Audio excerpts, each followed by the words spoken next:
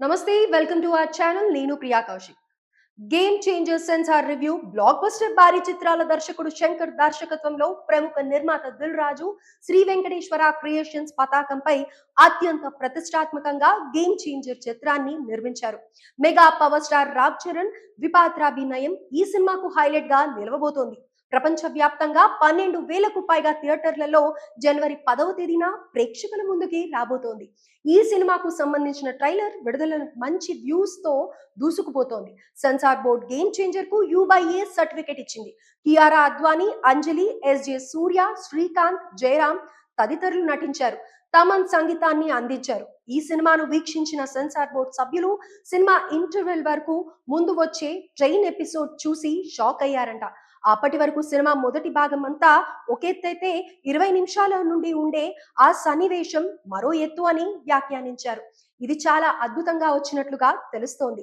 తర్వాత రెండో భాగం నుంచి శంకర్లోని అద్భుతమైన దర్శకుడు బయటికి వచ్చాడని, తనదైన శైలిలో ఒక పొలిటికల్ సినిమా తీస్తే ఎలా ఉంటుందో దాన్ని శంకర్ తీశాడని చెబుతున్నారు.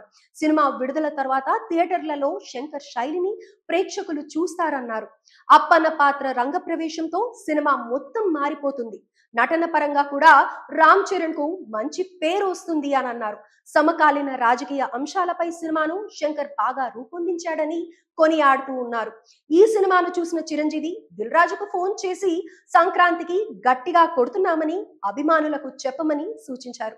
దీన్ని బట్టి సినిమా బ్లాక్ బస్టర్ అని అర్థమవుతుంది అని అంటున్నారు. రాజమండ్రిలో ప్రీ రిలీజ్ ఈవెంట్ జరగబోతోంది. సినిమా నిర్మాత దిల్ రాజు ఏపీ ఉప ముఖ్యమంత్రి పవన్ కళ్యాణ్ ను కలిసి వేడుకకు రావాల్సిందిగా ఆహ్వానించారు. 4 లేదంటే 5 తేదీల్లో ఈ వేడుక జరిగే అవకాశం ఉంది.